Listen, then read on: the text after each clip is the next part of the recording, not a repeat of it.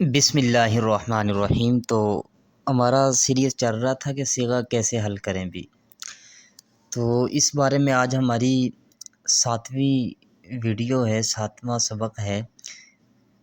کل ہم نے پڑھا تھا کہ ہفتہ اقسام کس طرح پہچانیں بھی، تو تمام بات مکمل ہو چکی تھی۔ آج ہفتہ اقسام کی مشق کریں گے ہم، تاکہ ہمیں پتہ چلے کہ ہمیں کس حد تک سمجھ آئی یہ بات۔ تو ہفت اقسام کی مشق کے لیے یہ ضروری ہے کہ جو 7 قسمیں ہم نے کل پڑھی ہیں ہفت اقسام کی، صحیح، محموز، تو یہ ہمیں ان کی تعریفیں آنی چاہیے۔ تو آپ نے تعریفیں سمجھ لیں، تو اب مشق کی طرف چلتے ہیں۔ تو آپ کو اسکرین پر نظر آ رہے ہوں گے 8 صیغے، ان کو آج ہم نے حل کرنا ہے، بلکہ 9 ہیں۔ تو سب سے پہلا یبرأ۔ تو ہفت اقسام پہچاننے کے لیے سب سے پہلے ہم نے اس کا وزن نکالنا ہے۔ یبرأ کا ہم نے کیا نکالنا ہے؟ وزن۔ تو یبرأ کا وزن ہے یفعلو، ٹھیک ہے، یفعلو۔ اب ہم نے جو اقسام پڑھی ہفت اقسام کی 7، ان کی تعریف ذہن میں ہوگی تو پھر ہی پہچان ہوگی۔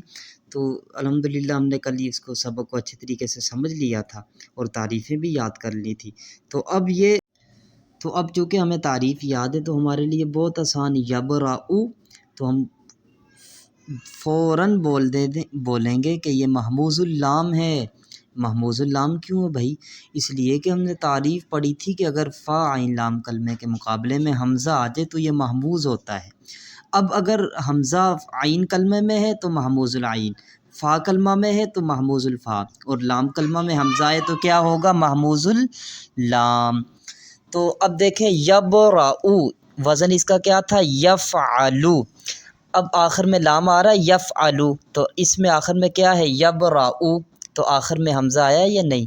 تو مطلب کیا، یہ لام کلمے کے مقابلے میں حمزہ آ گیا، تو اس لیے ہم نے اس کو محموز اللام کہہ دیا۔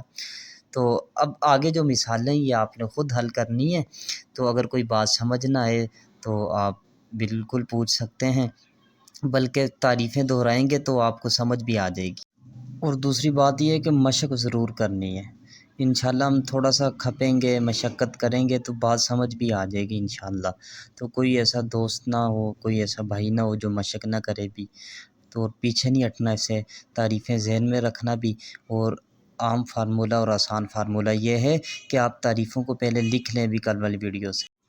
جب ہمارے پاس تعریفیں لکھی ہوں گی، کل جو میں نے تعریفیں یہاں پہ سبق میں بولی تھی وہ بالکل آسان ہے، عام فہم ہے، تو اسی کو آپ لکھ لینا بھی، تو اس کو لکھ کر سامنے رکھنا، اور انشاءاللہ یہ مثالیں ساری حل ہو جائیں گی، مشق بھی ہو جائے گی اور ہماری فل پریکٹس ہو جائے گی، اور اس ہفتے اقسام میں ہماری گرفت بھی ہو جائے گی انشاءاللہ۔ السلام علیکم ورحمۃ اللہ وبرکاتہ۔